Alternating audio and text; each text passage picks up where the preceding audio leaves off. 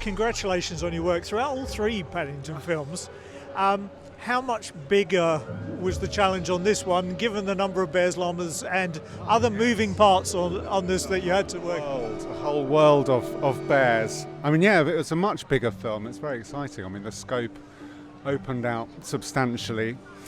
Paddington, it feels like very much through the entire fabric of the film. You know, it's a very emotional journey. Certainly his performance has been something quite, you know, rich and deep to create. But yeah, lots of bears. We created an entire sort of culture of Paddington bears and old retired bears, and it's an absolute joy just to sort of populate the wonderful home for retired bears that Andy Kelly built beautifully, the production designer, and bring a lot of humour, you know, and a lot more dimension. And llamas, as you see. I don't want to make any spoilers, but yeah, it's always good fun to see sort of Paddington interacting with other animals because he's on their level, and you know, there's always a little bit of a relation. And that's an interesting balance because obviously he's very bear, but also some of his mannerisms are very human.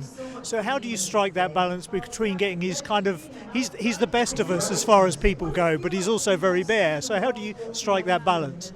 Well, I think what's lovely about Paddington is he's very well trained, very well educated. He was brought up on the BBC World Service. He's sort of incredibly polite and mannered, but there's always a tension between the gentleman and the animal that sort of wants to escape, you know.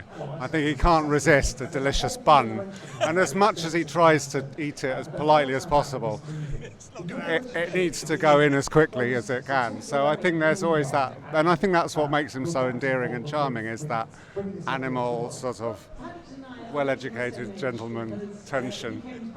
And how big was your animation crew on this one compared to the first one, where obviously you had just had Paddington? How big has that become as an industry now? Yeah, I mean, the crews are vast, you know. It's probably sort of around 600-700 people working across, you know, a few locations, and you know, very talented people. I mean, the thing about Paddington is he's takes a particular sort of skill and craft, you know, and those people have to learn it,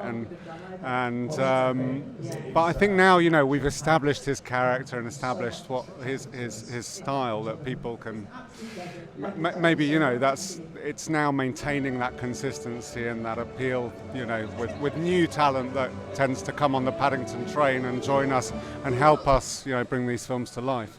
Because obviously in the last 10 years since the first one, technology's moved on quite a bit, but obviously the style of Paddington has to stay the same and be consistent.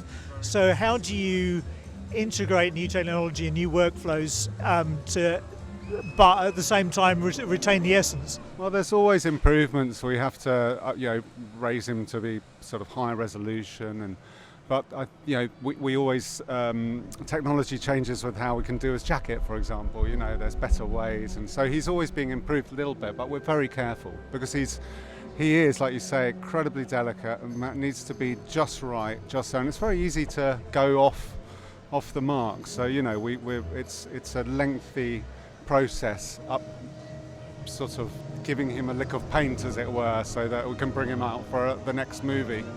But yeah, in essence, it's the same way we've been doing him for the last three films. You know, it just takes a lot of work, a lot of graft, a lot of care, meticulous detail. And yeah. Well, congratulations and thanks so much for speaking to us. Ladies and gentlemen, you're watching Hey You Guys! Hey, you guys! Hey, you guys! Hey, that's what they all say. Hey, you guys! Hey!